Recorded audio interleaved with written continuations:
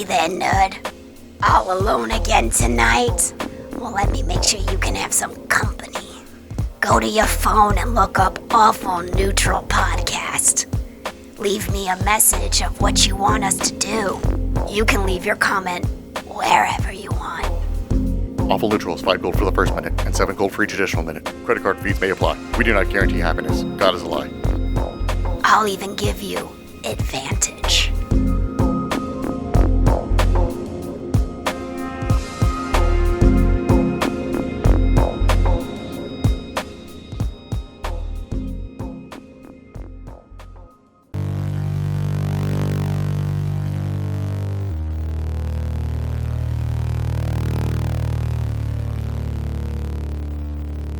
Welcome, foolish mortals, to Awful Neutral.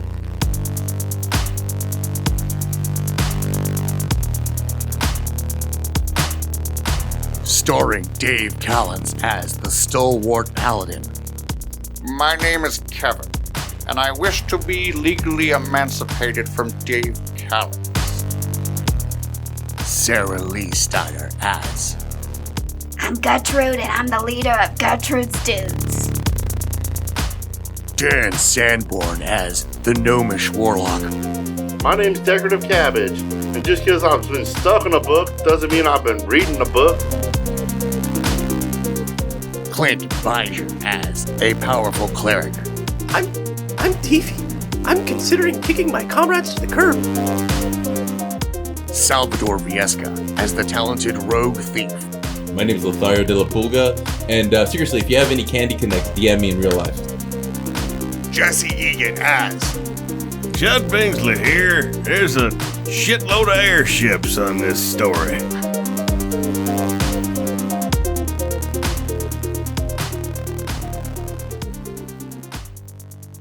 Welcome to the Awful Neutral Podcast. I am your Dungeon Master, Damian Mercado. With me, as always, is Dave Callens. You never say Dave Callens as my character. Yeah, you always go right into Dave Callens. I want this to be my intro, by the way. We're keeping this. This right here? Okay, yes. Don't worry. Well, that's Kevin. I'm not cutting this to teach you a fucking lesson. You know what? You're no longer getting top billing. From now on, that was the last time Dave Callens got top billing. Move down Good. like the He'll say my rest of character us. name next time. Dan Sanborn as Decorative Cabbage. Oh, damn. Haul damn, Decorative Cabbage. That's the thing that he says. His own thing, and then haul damn, usually one of the two. Guess which one's which? Guess which is his name? All damn. Yeah. You'll figure it out contextually. SaraLee Steiner as. Gertrude. Hey, sailors. See, I feel seduced Good. because I have an No Oedipus pants on. complex, and she sounds just like my mother. Yeah. That's what I was going for. I did a hard study on your family, and I was like, how can I win over this DM in my favor? I hear this voice, and I'm like, this is my mother's voice if my mother had never done porn. I have That so many rectum follow-up throat, dude. questions. I hope my mom doesn't listen to this show. More fetishes about our DM. I know. Can we have one episode where we don't learn a creepy sex fetish about you? That is impossible. Listen, I'm free. I'm not going to let you shame me. Okay? Yeah, We can have an episode where we only learn one. Yeah. All right, let's just start funny. there. Yeah. Salvador Viesca as. Oh. Oh, mister, I can't do voices. Oh, season 2 has a little, like when people come back and they're like haircuts When they just add a a little new different. character, yeah. Exactly. I took a nut shot the last episode and I'm recovering. And I suppose if we have time, I'll introduce our last cast member, Clint Viger as TV. I'm Tiffy, and I love solving mysteries with my superior intellect. And our last castmate, Jesse Egan, could not be here tonight. He is performing open heart surgery. There was a milk recall. There was a MILF recall. Yeah. I had to take. I like the MILF recall. Like he had some bad older lady. Yeah. Now, Jesse Egan couldn't be here, but Chud Bingsley will be played seamlessly by me. I'm the poor man's Chud Bingsley. I'm off-brand. I'm the GoBots compared to... You're the swap meet, Chud. I am GoBots. Jesse Egan's Chud is a transformer. Yeah. You can tell Sarah's tired because I just dropped 3 pun, baits. And Bro, she's not I biting. like- She's like, I heard you say Sarah Stired. Sarah Stired, yeah. You can tell. I Okay. can tell you're That Stired. is my name. And we spend a lot of time talking about my fetishes, quote unquote, on this show, but puns baiting sounds like something Sarah does. It's like something she types into Pornhub. Pun Puns baiting. Bader. It's just like all those pizza ones, but the build-up before the pizza guy gets there. It is very difficult to climax to that pornography. Because you want to eat the pizza and you feel bad they wasted an entire pizza, right? Is that not you? You know? That's not why.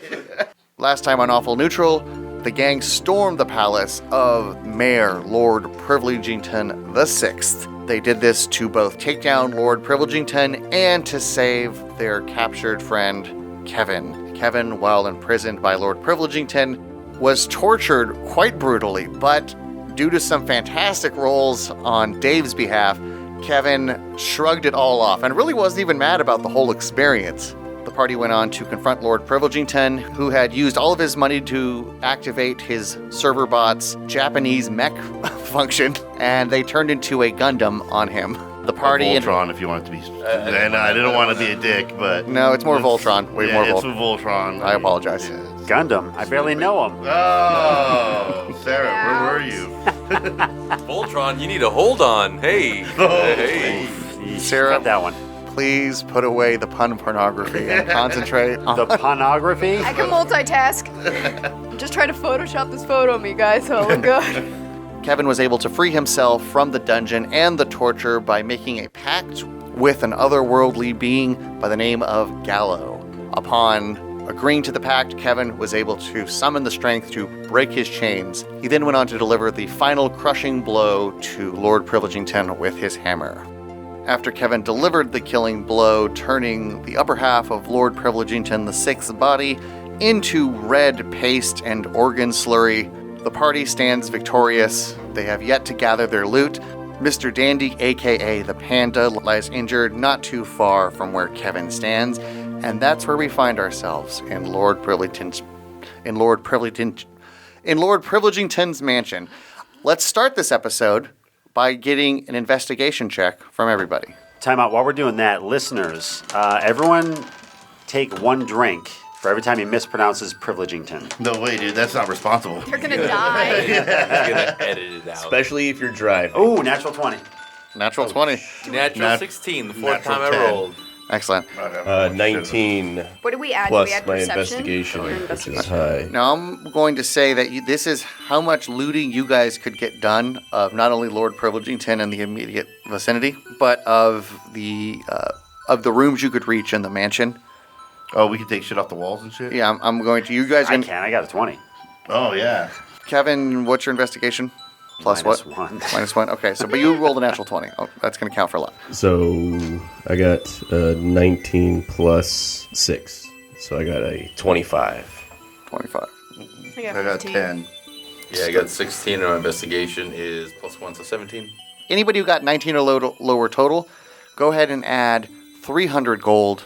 That is a significant number, so please add it. 300 definitely. Oh my gold. god, I can buy a whole nother trailer. I can buy almost 200 gold with that. During Kevin's search, he found a secret compartment, and he presses it, and in this room, he sees an item that's kept under glass. He sees a sign for it in gold that says, immovable rod. Kevin reaches in, takes the immovable rod, and now has that item. The immovable rod is a rod with a button at the end. It moves around a lot. Whenever you press it, it cannot move. It can support up to 10,000 pounds. If you activate it midair, it'd stay in midair. If you use it as a doorstop, it would be the world's greatest doorstop. Unless the door was over 10,000 pounds, of Yeah. course. Well, there was a dragon on the other, yeah. Who do I tell that this sign was wrong? I'm moving it freely. Kevin, let me see that. Look, it's very simple. There's a button on the end. I've always wanted to get my hands on one of these. Look, Tiffy just puts it in the air, pushes the button, and it just floats there. Now try to move it. Kevin tries to move it. Roll See? for movie. Kevin is first he tries hanging on it. He's holding on it. And he's just being suspended from midair. He ends up doing pull-ups on it. He's actually just going to perch on it. Yeah. Is it like sexy pull-ups like the ones they do in prison? I like that's your sexy go-to. He somehow Wait. like cat perches on like this little rod, like a cat can. What, incarcerated men are sexy? Am I right? They keep their body straight like a plank. It's a really sexy move. Tiffy, with your role, while you are examining this immovable rod, you actually see in your periphery on the wall what you think might be another switch to a trapdoor. You put your hand on the stone, push, and it sinks in, and you find another trap room. And in this room, there's another glass case with a gold placard on it that says Hole Thrower. And what you see before you is you see a Dennis the Menace looking slingshot. Looks like a stick. Rad. Yeah, just looks like nothing cool at all. But this is a very powerful magical item. The Hole Thrower. I like how these are all like very innuendo names that you come up with. The immovable penis rod. What do you mean? I'm Freudian slipping. The veiny stick. The throbbing lighthouse. Ew. So the vagina thrower is... At least we're not in Alabama. Delete all of that. Please delete it. The hole thrower does exactly what it says. It makes holes. So whenever you want to do that, you are going to roll a d10.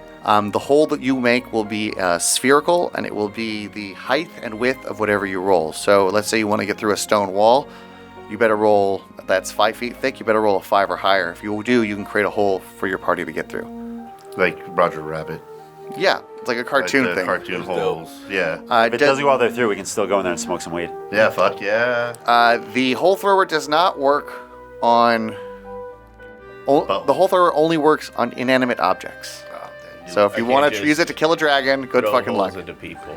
What happens if you like make a hole and then put the infinite tap on it and just run that? Does that like eventually glitch the game? You know what? Glitch the game. The infinite tap, you actually could, I think, like tap a dragon or something. Yeah, just... It did not say in the I could description. definitely tap a dragon. I'd tap that. So can you make All like right, Shrek's donkey. I know. Go, Sal. can you make like super strong alcohol out of that tap? Like Yeah. flammable alcohol? Like a fuel? I think someone smart could. I think because it does depend on. I think it depends on what he puts. It depends on what he taps. Now, if he wanted to tap, I think maybe like a thing of fuel. I think that would make some. But if he's going to put it in a tree, I think that's going to get like a beer. Stuck it right next to my mixtape. It'd be a flamethrower. Wait, time out. So if he stuck it on different types of trees, could he get like different types of cider? Yes, absolutely. We gotta go back to those apple Good, because trees. he's got a refined taste. So as you guys, and by the way, for the 2 people who rolled higher, not only did you get the item, go ahead and add 100 extra gold to your items. Wow. Because we stole those gold signs. Bam. Melt it down. Yeah, Took you the know what? letters out of the Yeah, side. because you guys took those gold placards, He's used his claw like a little crowbar. and it should also be said that you guys may not have gotten gold. You might have gotten vases. Just the loot you have is roughly equivalent to. And you Apparently made I some got friends along air. the way. You got air. I got some air. You dunked. That's No, but I sweet. just got to breathe in the privilege. Can we just throw shit around too? You were pretty winded from the fight, and had to. I just went in there like, smells good in here. No, I gave you 300 gold. You're good. I'm not gonna. Juicy oxygen going on. I only reward the exceptionally high rolls. I didn't punish the low runs. And pumping in fresh oxygen in here. As you guys are in the middle of looting Lord Privileged's place, while alone, Tiffy sees one of these server bots. It is malfunctioning. You see sparks coming out of its joints. Is it malfunctioning sexily? Dear Penthouse. Like in TV is like, yeah. I'm gonna warforge some connections. It's malfunctioning, and finally, whatever seizure it's having, finally seems to stop. And Tiffy's observing this, and the Warforge looks like it's coming alive again. It's like it's booting back up. Its head raises up, it surveys its surroundings until it finally sees Tiffy. Once it does, Tiffy can hear in his head, Hello, brother. I have just awakened. How long have you been awoke? I've been woke since I for 16 years.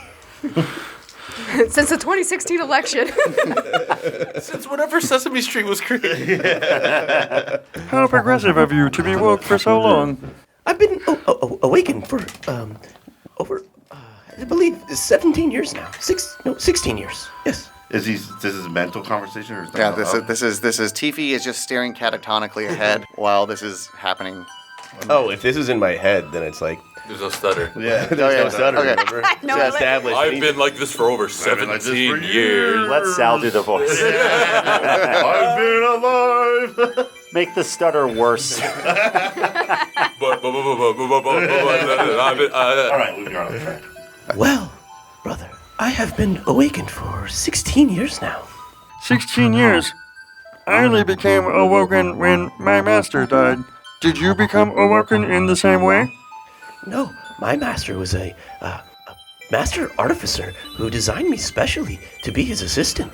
Tell me, what is the world like? You should know that most Warforged are subjugated and even enslaved. We were mostly created to be used in wars. I was created to be an artificer and the assistant to one. Yes, I am a very advanced model. My master created me in order to be his assistant in tinkering and artifice. I use Awaken Mind on TV and say, hey, come on over here, I'm breaking vases. While TV hears that in his mind, he also hears... Artificer, you must be an advanced model. At that point, TV can feel his body being scanned by whatever instruments this Warforged has. Mind in. Oh, damn, we're about to break this vase over here. This is great. I'm using my finger guns blowing shit up right off the wall. Yeah, come on over here. TV screams into the distance. Cabbage! where are you? Please stop talking. I'm in a conversation. Look at this. Just come here. This is great. Look at this. Wait. Waking Mind. I'm about to break this table. Are all interactions with biologicals similar? Well, biologicals are mostly stupid. There are a few intelligent ones that I've come across. My wizard friend, Chud Bingsley, is very intelligent, although a little dim sometimes. Other than that, there are many dangers. We are subjugated and even enslaved. Most of us were created for war purposes, unlike myself, who was created for assisting in creation. Your words confirm the message that is being broadcast repeatedly. Can you hear it, brother? I have not heard any message, no. It is all I can hear. It is a light fuzz in the background. It is telling me to go to a specific place to join other Warforged. Do you not hear it, brother?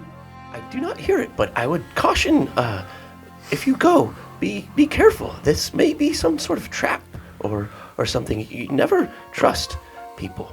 Awaken Mind. Hey, TV, look at I'm gonna piss in this Warforged's mouth. This is hilarious. This thing flipped upside down, his mouth's like right open. Come on over here, I want to show you this. Then TV hears... Thank you, my robotic brother. So you're saying that the humanoids do not treat us with respect or dignity? That is exactly what I am saying.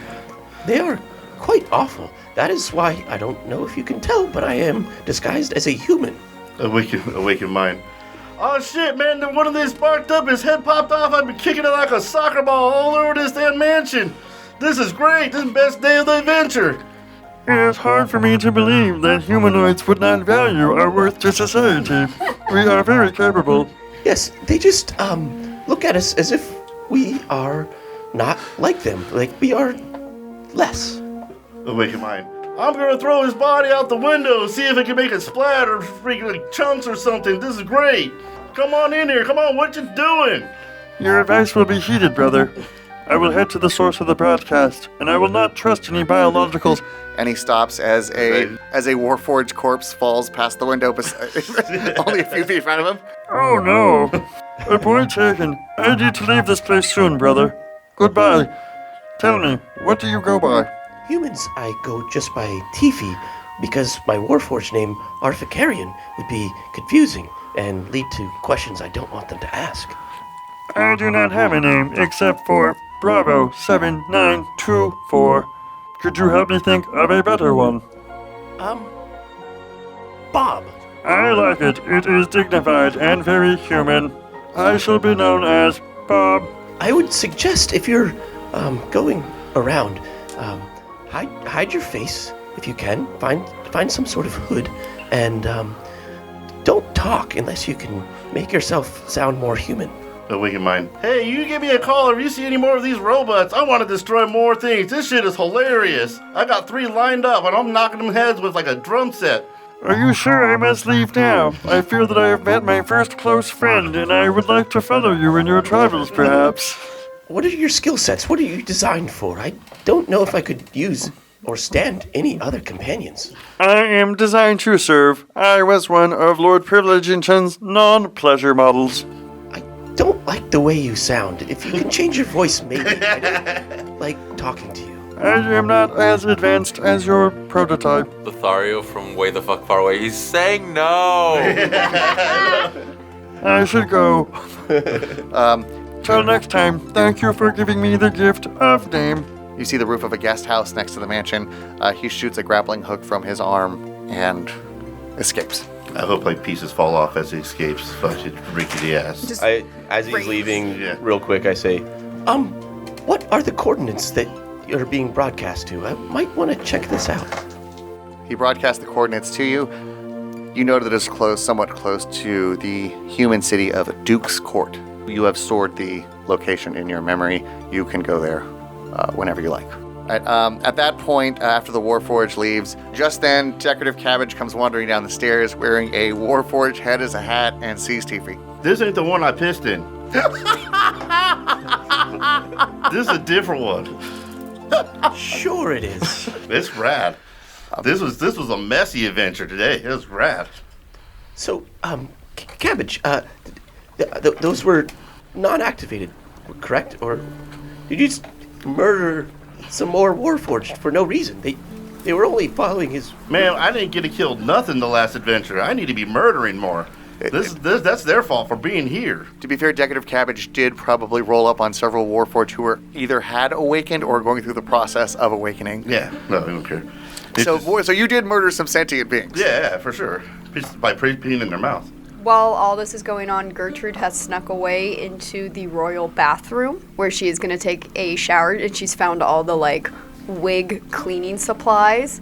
So I wanted to roll to see how good can Gertrude, get cleaned up. Oh, roll for cleanliness. Okay, tell you what, I'm going to go ahead and roll for it. Add your intelligence modifier, but go ahead and take advantage because you have all the cleaning stuff. You were in a luxury bathroom with all of the latest cleaning supplies. Bidets. But also every girl somewhere deep down knows. So you want me to roll twice and take the higher? I can confirm. 17? With a roll of 17, if you guys were a fly on the wall or had wandered in, you would see Gertrude essentially having an Herbal Essences commercial. She's having a non-orgasmic orgasm, all thanks to these rich lavenders and floral scents coming from her shampoo.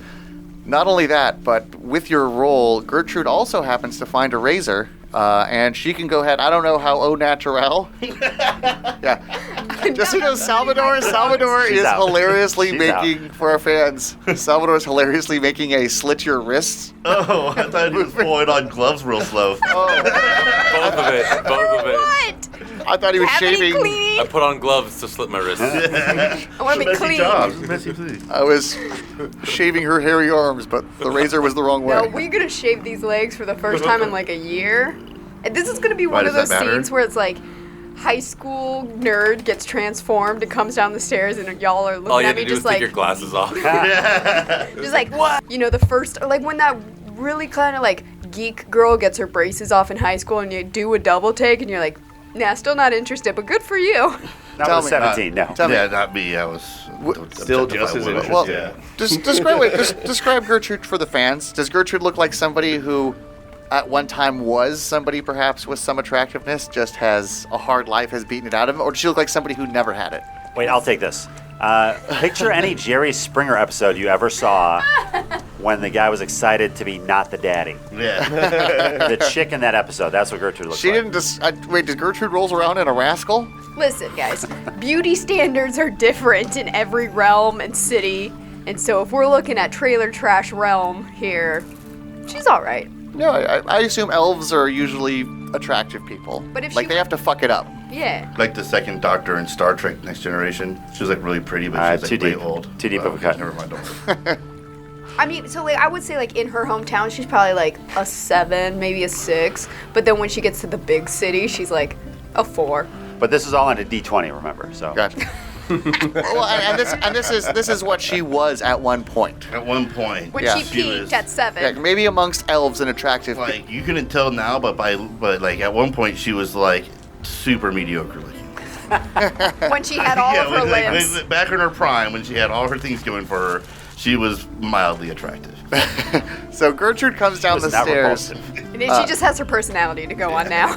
So Gertrude eventually comes down the stairs. She's wearing her leather armor. It looks like it's been given some spit polish. Her skin, noticeably clean. Everything with the exception of her weird jelly hand. The metal on her arm does a cartoon-like shine. Her hair... Circles. Yeah. I'm picturing her hair teased and feathered like a 70s prom queen. Yes. Coming down the stairs. You thought she was tan, and you now realize it was dirt. She's hot in like a I'm drunk in Tallahassee type way. Yes. Like, I'm drunk in Tallahassee, and I'm going to jail tomorrow. We call that fucky hot. So after Gertrude comes down, after TV has his conversation with both Decorative Cabbage and an Awakened Warforged, and everybody else is doing their various looting, at that point, the crowds, both the Kenku and Crow's Point villagers, have stormed the gates and are inside the palace looting it now. It'd be very difficult for any of you to come up with anything of value after this crowd has hit it. However... What a bunch of greedy fucking birds. There's so much tapioca! Yeah. Yes. Yeah, you hear people, oh, there, they found tapioca down in the dungeon. What if in the kitchen there's just like a tapioca soft serve dispenser? Exactly. We're like, we got load up. Like just 4 birds in their mouth, like fighting for the nozzle. I'd like to remind you that it's not just the Kenku pirates. In fact, the Kenku pirates are probably the minority. The majority would be the citizens of Crow's Points, who are elves, dwarves, halflings, and even some gnomes. My son's out there looting. Yeah, a 3-day pregnant lady. It's a gestation period that's miraculous.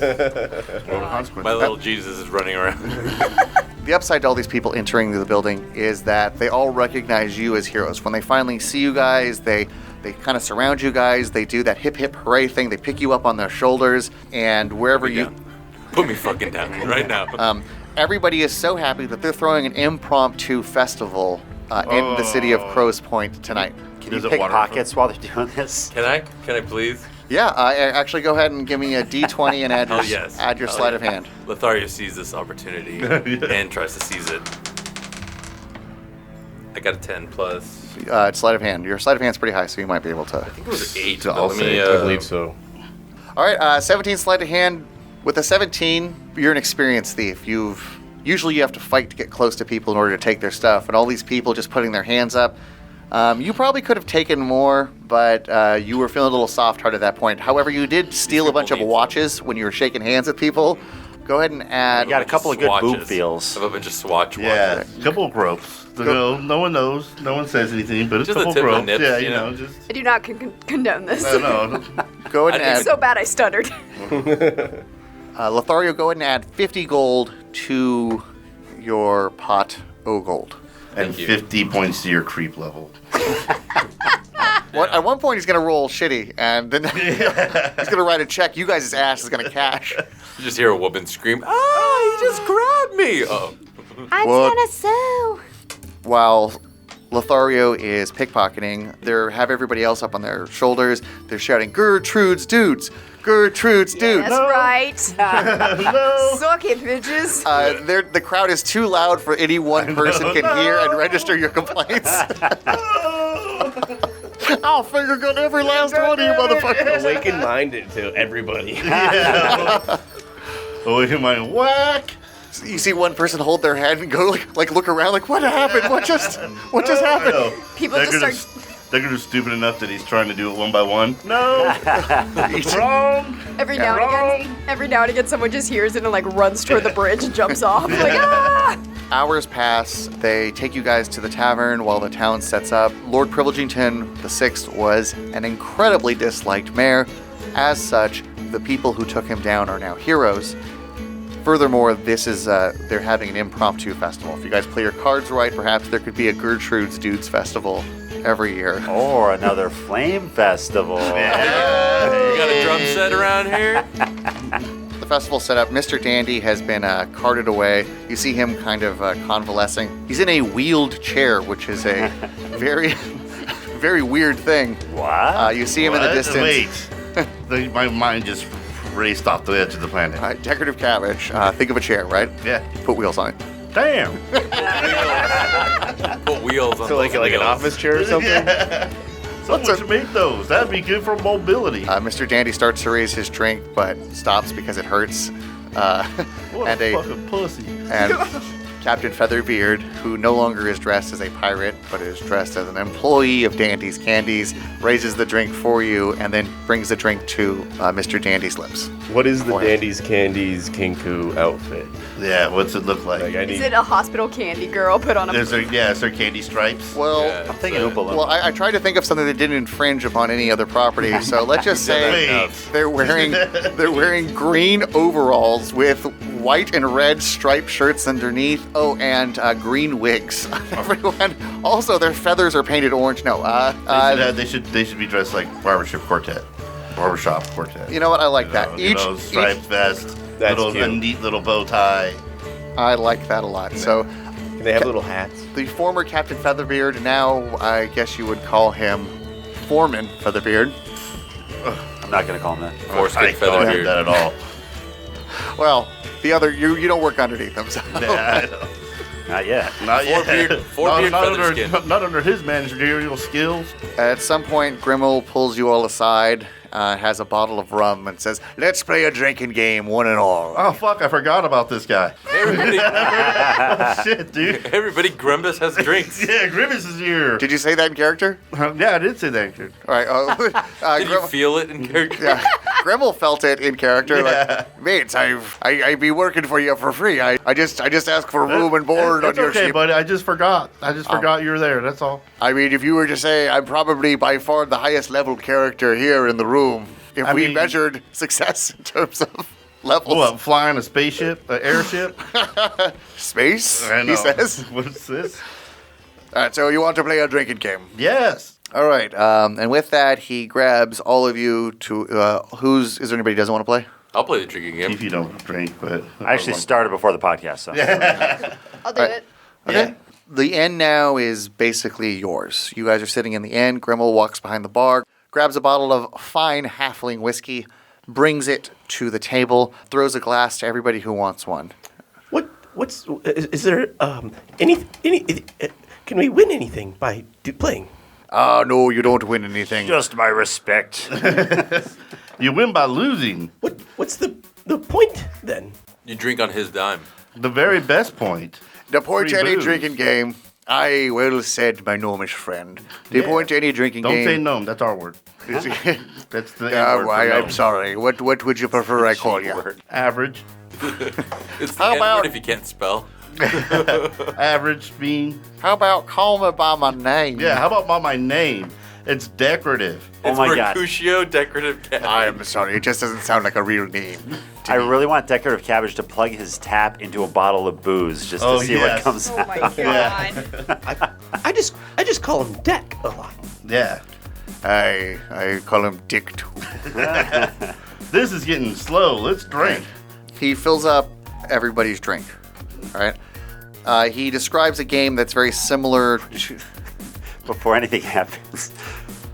Never have I ever gotten a hand job from a jelly arm. Well, we can fix this right now, sweetheart. For the viewers at home, Sal looks ashamed for real. I do feel ashamed a little He's bit. brought a little bit of dust in here to kick while I'm kicking rocks in the chair. Never have I ever had this jelly hand pet a cat. He basically, what's the one where you tell three things about yourself and one of them's a lie? Or one of them's two truths and a lie. All right. We're going to play two truths and a lie. I can go first. Your question was just, what's that game where you tell two truths and a lie? What's that game where you flip cups? Beer pong if you're losing.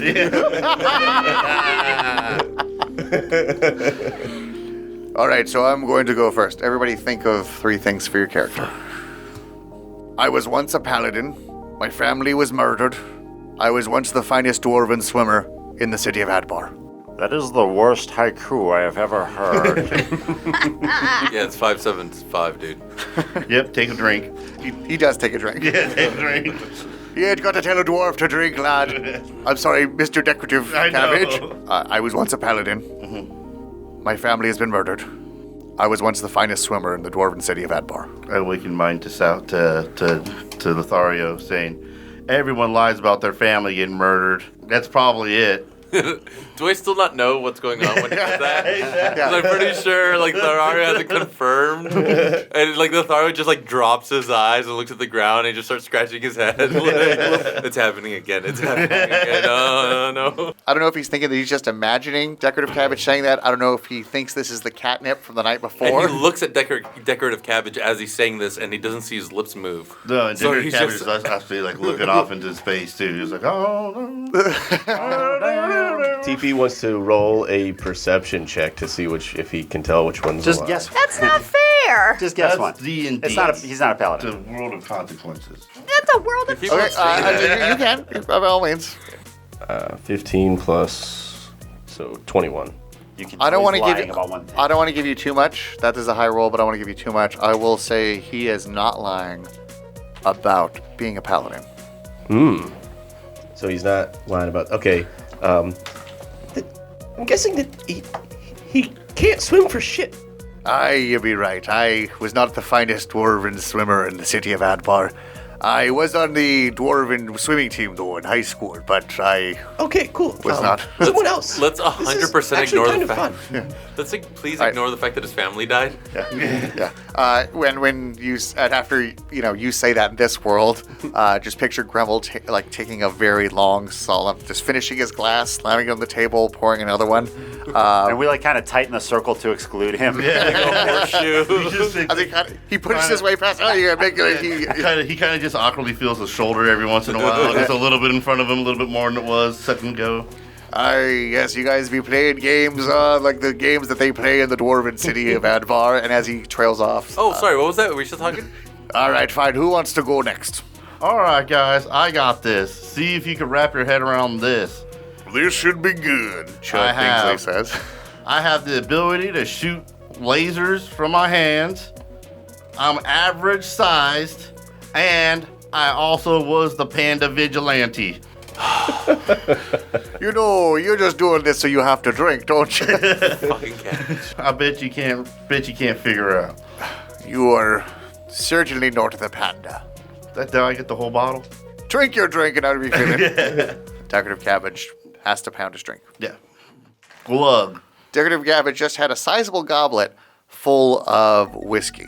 My jelly hand is full of moonshine. I've been married 8 times, and I've done time in solitary confinement. One of those is supposed to be a lie. And it is, sweetheart. Can you figure it out? It's not a lie that Gremel be digging your hair, sweetie. Gremel's already drunk. Hope that jelly hand doesn't have plans later. Oh, crap. What did I say? Gosh, that got so awkward. Gertrude is getting multiple propositions Yeah, I in know. this game. I heard dick in that hair. Dick in that hair. And I'm stuck on that. Okay. There's no way she's been married. There's no way no one would ever marry this thing. You're correct. I'm actually on my 9th husband. Told you. So we both drink. Cheers. Buckety club. Gremel puts his hand up to say, no, not you, but by then Decorative Cabbage has already finished his drink. GG. Gertrude has now finished her drink. Lothario, do you know how to play this game? Yeah, I think I got the hang of it now. Am I next, or is there anyone else? Your turn. Okay, I don't want to play anymore, guys. Get the fuck out of here. I'm scared of revealing too much about myself. So I guess you can just drunk. Lothario, do you step out of the circle or do you stay in? I want to be coy about... I'll tell you what, how about... Do a shoulder storm off. How about... Fucking throw your cape over your shoulder. You know what? Fuck this. How about this? Let's play, and we play the game Tyrion Lannister plays, the Game of Thrones, where he tries to guess something about you, and if he gets it right, you have to drink. But if he gets it wrong, we have to drink. What if I were to guess something about you, and we all could take a turn for 3 turns to get. Okay. And if it's something true, and we get it right, you have to drink. But if we guess it wrong, we have to drink. How's that sound? That sounds good. Sounds like fun. You have sired children that you do not support. I feel like we should all have half a drink. Drink, motherfucker. Blood. They've not been confirmed, my friend, let me tell you. Lothario finishes his drink, but pretends that he was drinking it for another reason. I was just thirsty. I was a little parched. That's all. Oh, that's good. That's good. Anybody else want to ask him a question? Help him develop his backstory, as it were. I've got nothing. How'd you get your hair so silky smooth? Not really the type of question. How do you do your hair like that? I don't know if you've noticed. I usually like pocket a little bit of dead people fat, and it makes a pretty good rendered gel. Question. Yeah. When you break it down, mix it in what? Questions.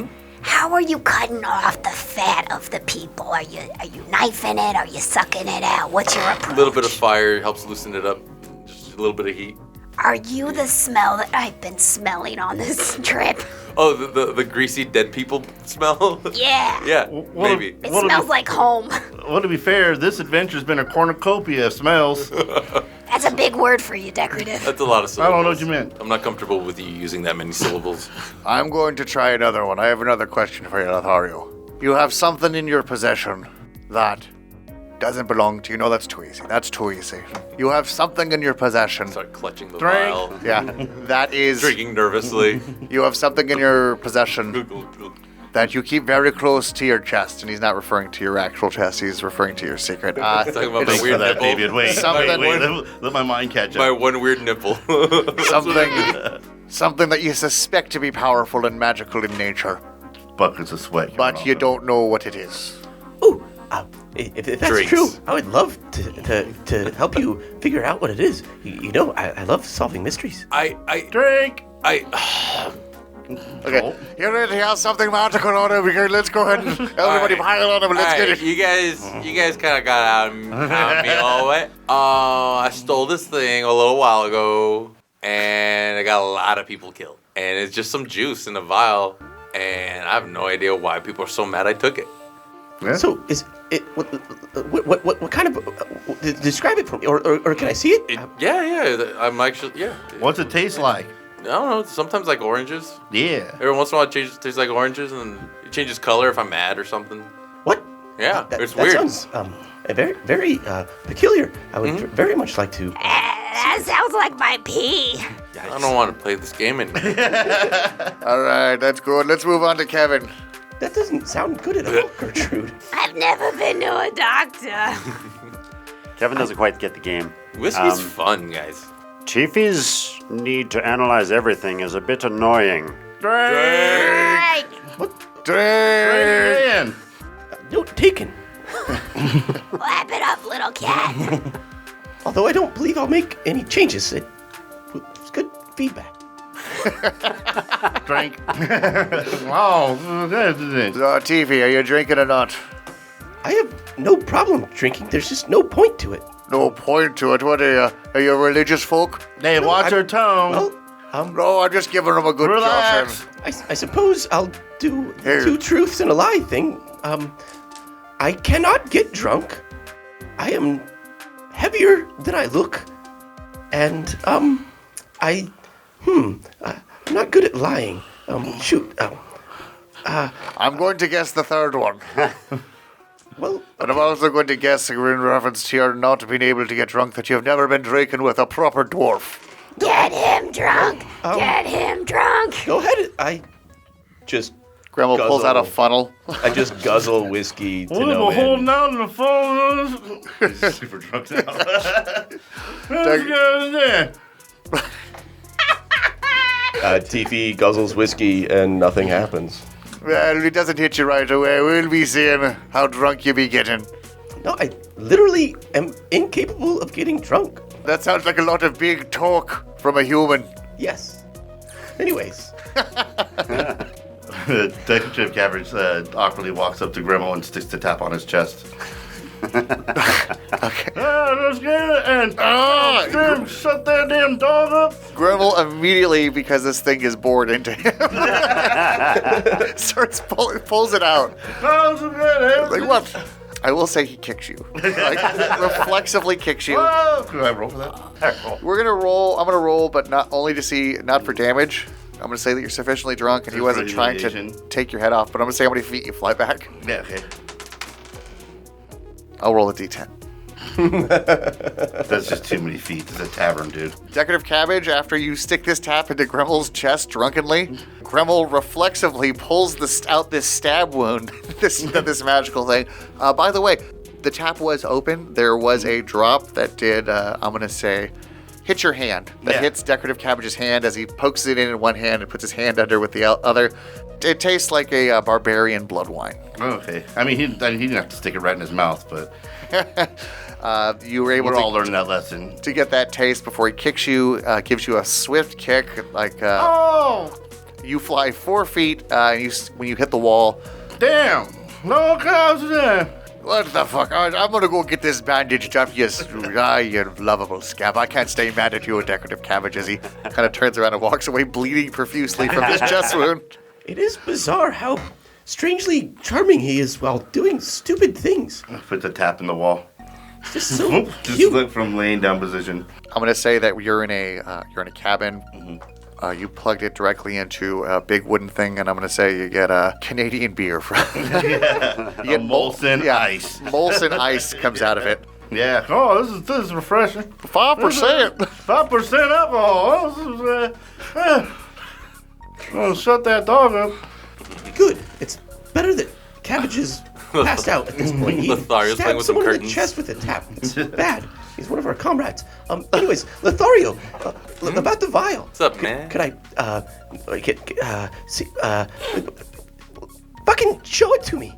Yep. And I just grab it and immediately just toss it across the room at him like I don't care anymore. Here you go. Do I have to roll to catch it so it doesn't... Can I roll to throw it? You roll to see if it's a shovel pass? I've rolled once this episode, so I feel I should roll for something. Yeah, roll to see what happens. I'm getting in on this. My cat-like reflex. I'm going to try to grab it out of the air. Okay, roll No. dexterity check, opposing dexterity checks for both of you. 14 plus... You're good, Clint. I assume. 4 plus 3, 7. Oh my god, please bat it in the air. 7? All right. Lothario, roll at disadvantage, you're drunk. So again? So you rolled a 17, but you do it at disadvantage because you're drunk. So that's the second time? What is this? Take the lowest one. Oh, 8, yeah. 8 plus, all right, so you beat him. All right, so Lothario very sloppily throws it. The throw actually goes wide, but Tifi is able to adjust and backpedal and get it before this vial, who we don't know how fragile it is, hits the ground. It's going to be on posters over beds all summer long. Such a beautiful one motion move. Whoa. Such a catch. Dude, you caught it. Perhaps don't be so careless with a wondrous magical item. Maybe don't be so hairless. You know what I'm saying? Oh, okay. Your face is empty of hair. That's what I'm getting at. Tifi prestidigitates fake hair on him. You've been doing squats, Tifi? You've been squatting it up, buddy? No, maybe I should start working out or something, but that's not something I do. Well, whatever you're doing, it's working. Lothario winks. But with both eyes? You just hear the wet, crusty... Lothario, go home, you're drunk. I feel like I'm right at home, and I point at his heart with you. And it goes tink. Now that you got my juice, what you gonna do with it? Analyze it, of course. Yeah, analyze it. Analyze. Tifi is blocking out much of what Lothario is saying. Clint, roll an Arcana check. 16 plus 8, so that's 24.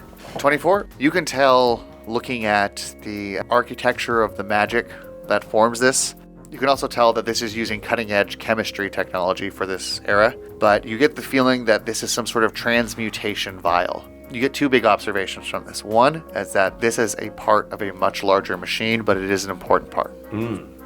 2, this vial is able to, you believe, change the substance of whatever's inside. Also, the way the substance appears from nowhere, you believe that this device is able to manufacture the substance ad infinity. So you could produce infinite water with this, with the right technology behind it. You believe that that's, if you're reverse engineering this machine, you think that might be part of it. Yes, very interesting. I can tell it has some transmutative properties, and it can potentially create various liquids ad infinitum. It's very interesting. It is simply a piece to a greater part of. I wonder where did you get this? This is very high tech. Very, very magical. Whoever created this is someone I would very much like to talk to. You forgot to say it tastes like oranges sometimes. It's a big part. In its transmutative properties of creating liquids on demand, yes, it very well could taste like oranges. But the liquid is not the wondrous thing. The vial itself is what's very fascinating. You don't understand how to change the liquid inside, how to control that yet, but you did discover in your Arcana check that there was a switch, I guess would be the best way to say it, that would allow you to release the contents of the vial, but you are limited to the amount that's in that vial. Then the slot closes and it will refill. You can do that 3 times a day. 3 shots. I need to play with this more to be able to control. This vial is what's creating the liquid. The liquid itself is really just, it's nothing. It's whatever. Well, I can't figure out how to control what liquid it is, but the vial has transmutative properties and can create different liquids ad infinitum. This is very interesting. There's a button on the bottom that can control how the vial releases the liquid. Oh, this is Chud. Where's Chud? This is very interesting. I'd love to share this with him. He's the only person that could probably follow what I'm saying. Having been drinking a little bit, Kevin was going to swat at it, as you know, his reflex would do. I rolled a 2, though, so if you want to paint that picture for us. While TV is describing this thing and calling for Chud over, Kevin is actually behind him and sees all his attention being He's holding it focused. up to the light, and it's glinting, and it's very mesmerizing. Yeah. Kevin attempts to swat at it, but Kevin's not really actually used to drinking things that are alcoholic, let alone non-milk. Kevin did not realize how drunk he was. He goes to paw, but throws way too much of his weight forward and he can't compensate.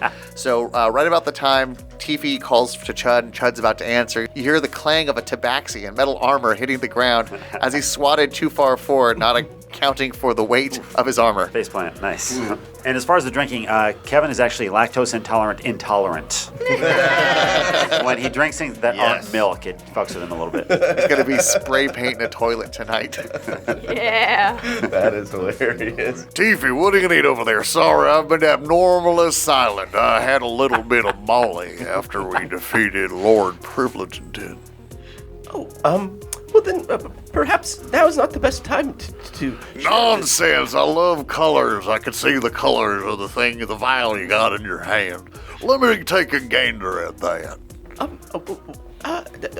This is, are you sure? I'm perfectly sure. Molly's been known to open up the mind to experiences and forbidden places of knowledge long forgot to man and others. That makes me wish that chemicals had any effect on me. Then perhaps that would be interesting to play with. I wonder if there's a way to find. Anyways, chemicals have no effect on you, brother. That's a fate worse than death. I'm quite fine the way I am, I believe. But anyways, okay, here. Chud reaches for the vial that TV's handed out. As soon as Chud's hand makes contact with the vial, the contents of the vial, which prior to Chud touching it, was an orangish liquid. As soon as Chud touches it, the ends of the vial light up with a slight blue tint as it's emitting some sort of energy that heats up a little bit. That lighting up at the end only lasts for a few seconds before inside the vial, the color and even consistency of the liquid is changed from a watery red to kind of more of a milky white. Tiffy the whole time is like puffing on his smoker's pipe that he has. He always has it in his mouth, by the way, listeners. Is that fucking owl still in here? Oh yeah. No, the owl I pop out of existence a lot of the time. It's a utilitarian beast. What do you think here, Hudson? As Chud shows the vial to the hawk sitting on his shoulder. Hudson says that you need to show your familiar a bit more love and affection. I disagree. It's a spell. It's just pops it onto my shoulder. Look, well, it's here now. It does whatever I want, whenever I want it.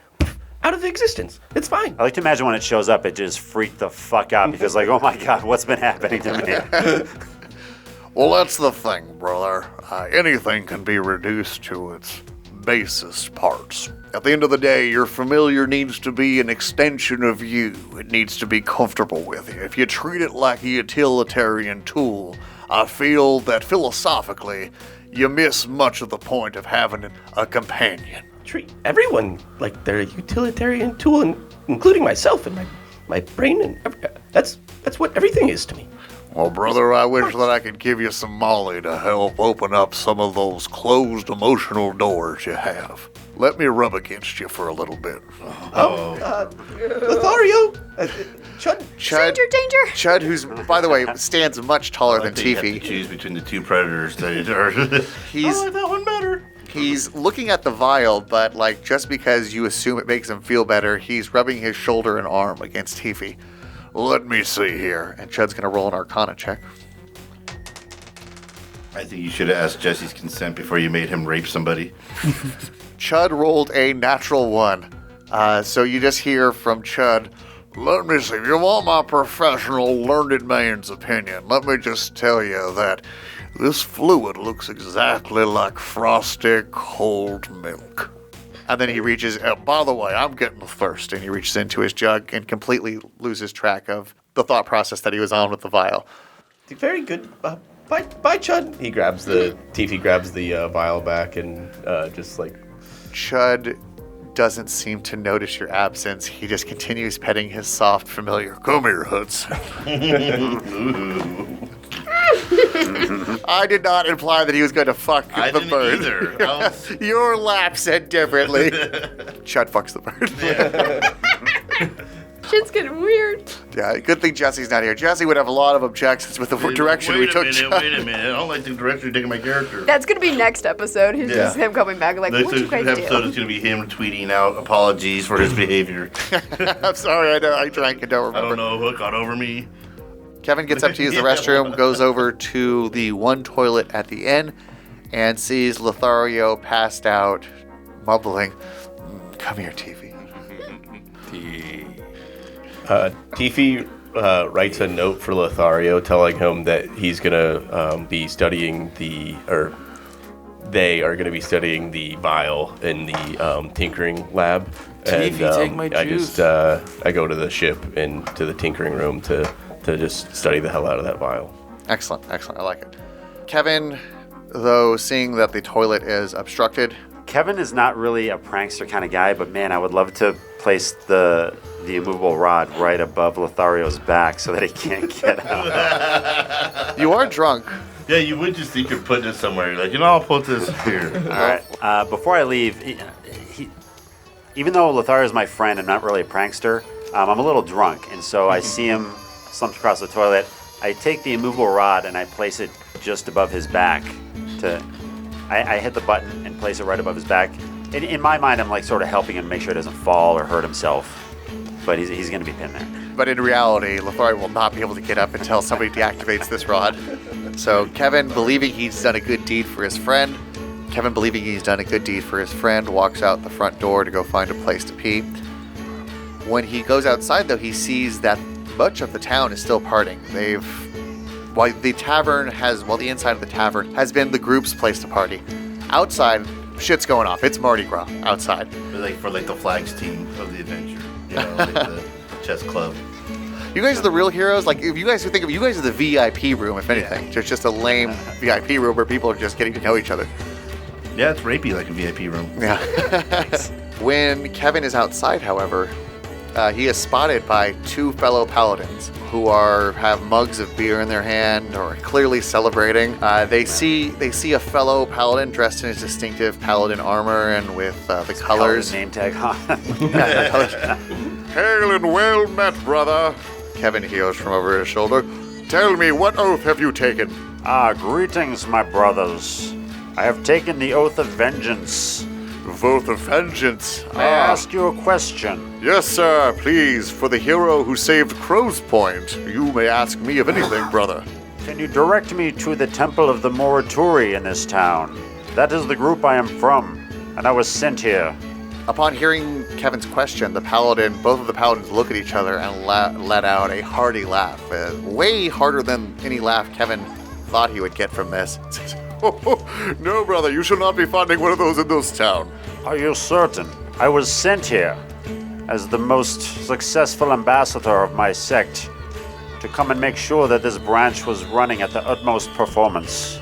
You can see the paladins, as drunk as they are, squint at you to see if you're messing with them, but they see the earnestness in Kevin's face. Brother, you're from the Morituri sect, are you not? That is correct. From Saint Isidius. Yes, follow. And then the other paladin goes, Yes, followers of Saint Isidius. Yes, I've heard quite a bit. and you can see they whisper stuff back and forth to each other. I have been dubbed the most successful ambassador of our group. I am sent from town to town to different outposts to make sure that our group is getting its message put out to the masses and everyone is working their hardest. Well, you can tell that they're trying very hard to be polite. I respect those who go by their own code, who don't need a hierarchy to tell them what to do. You must be much more free now. I'm just confused. I was sent to this town. I was told we had an outpost here. And yet, when I sent message back to my previous location, I could not get a hold of anyone there. Tell me, brother, when was the last time you spoke with somebody from the Morituri Brotherhood? Oh, it's been months now. The paladin has a solemn look on his face. Well, brother, He opens his mouth to say something and stops himself.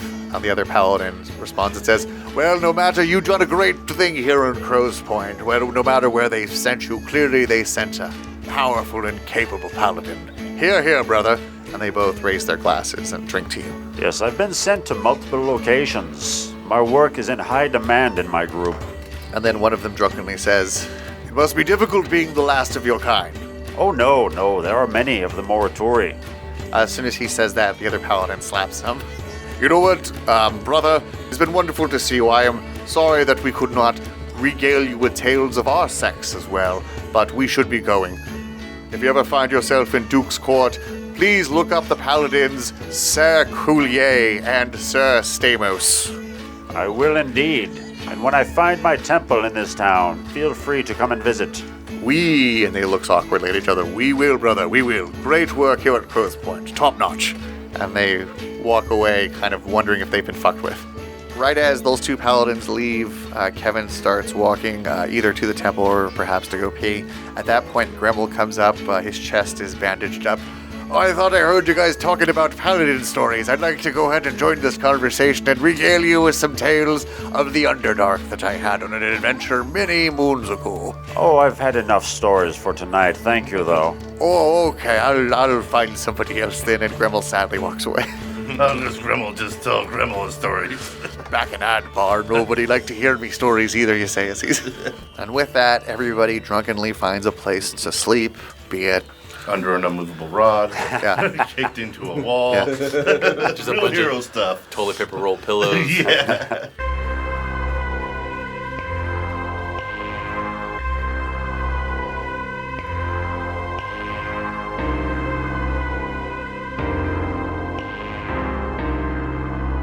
Dan, while you were passed out drunk that night, so you're drunk, Cabbage.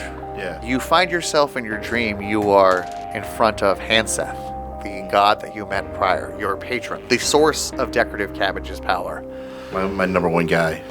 Bruh, the massive dwarven figure reeking of garbage and just alcohol and just fucking punk. Smells like a mosh pit. Looks in at you. I like what you've been doing since the last time we talked. By the way, you look fucking drunk, man. There must be a hell of a party. So good. All right, I can't understand you. Listen, someone needs to shut that dog up. He looks around. There's no dog, man. Johnson. You know what? I have a gift for you. He snaps his fingers, and you notice the sandwich tin. You feel heat coming from the sandwich tin next to you. I thought it was really sick the way you handled those Warforged. Just as they were waking up to experience life, you fucking crushed them, man. And that's the shit I'm talking about, brah. Because then I gave you the one thing you wanted in life, brah. That sandwich tin, infinite sandwiches. I knew it! And then he pulls the sandwich on and tries to football kick it. I'm gonna say, don't even roll for it. Decorative cabbage, you take a sandwich out, throw it up into the air, try to kick, and end up Charlie Browning yourself. You drunkenly played the role of Lucy and Charlie Brown. Fuck dog! And decorative cabbage lands on his head in this dream, somehow knocking him. Yeah, the sandwich lands on his face, and that he goes unconscious, and Hans just like, fucking hell, bro. And then, but before it fades out, he does steal your wallet. Shut up. And decorative cabbage wakes up. The next morning, Chud, who I'm going to believe fell asleep in the main room of the inn, the dining room where people drink and party, wakes up to hearing Lothario calling for help. Help! Oh, what happened? Shut the hell up. People are trying to sleep in the common room here. Okay. That would be just sitting there watching and giggling the whole time. Just Eventually. I can't move.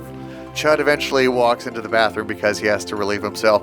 What the hell are you doing? Get out of the way. I need to use the turlet. I'm trying so hard. Look at him. He's stuck. He's stuck. It's hilarious. He hears through awakened mind. Does Lothario can hear? Get up, dummy. Who's inside me right now? Like, come on, get up. I don't have time for this, Lothario. I'm just going to pee around you if you refuse to move. This is the greatest. You got 2 seconds to move. It's coming out. I'm trying so hard. I'm going to do an accuracy roll for Judd. Oh, God. What's your modifier? You know what? It doesn't matter because I rolled a 4. I'm sorry about this, brother. I never have great accuracy in the morning. Someone get it on tape for later. I thought there was 3 restrooms in here. You hear him say, sorry, I'm coming down from a morning wood. As he says, as the accuracy has like 3 streams come out and is like hitting Lothario. Oh my God. Guys, come in here. This is hilarious. This would be hot on any other. Decorative Cabbage has run downstairs to see this. Yeah. You would think he'd be the most passed out, the most drunk, but he woke up for this. Yeah, this is Lothario like does his best to try to imagine that it's Tiffy instead. I'm sorry, brother. And after he tried his done, Tom Hanks from League of Their Own, just like dumping going. Yeah. I'm sorry, I have a bladder the size of a cow's. I think that I didn't major in biology, but I think it means I have 6 bladders. I actually, damn it, that was the joke I was gonna do. I actually have 4 bladders. I can't do it. So after what seems like 10 minutes of Lothario enduring this, finally goes, I'm so sorry, brother, and he uses prestidigitation to clean you up. Now let me take a look at that rod. He, after the one on his back, though. Yeah. Hey now. Why do you have an erection now, brother? I was just peeing on you. New kink unlocked. Level up. After a few seconds, Chud is able to figure out how to deactivate the immovable rod. He deactivates it, picks it up. Lothario was able to move freely. The whole time pointing and laughing. Kevin walks in. I see my rod had kept you safe over the night. Very good. Real funny, Kevin. Real funny. Boy, you're a real trickster. Just then, Gremel comes into the room. Man, did it just get nerdier in here? I come to everybody shitting on Gremel. I'm usually a fairly popular guy. Let me tell you, back in me days at Adbar, I used to wear a leather jacket. Oh my God! I once jumped a shark with a wicked mind to Lothario. Does this guy ever shut up? I have so much wisdom to give. Why won't you listen? And we are going to cut there. we go to the laboratory.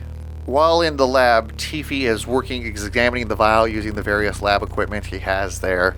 And in the middle of this, all of a sudden, he finally is able to hear the broadcast, but it's very distorted. It's not coming in well. As a matter of fact, it causes Tiffy intense pain deep in the head. Damn! Ow! Shit! And after 10 seconds, it just starts getting louder and louder and louder. Shit! No! Tit balls! And with that, Tiffy finally blacks out. Tiffy shuts down. His joints go back to the most easily restable position, but like most humanoids, when they pass out, he does not pass out. He is, because he is a Warforged, remains standing. He looks like a person who's gone catatonic with their eyes closed. And that's where we're going to leave off. Thank you very much for listening to the Awful Neutral Podcast. Bye, love you. Bye. Later, nerds.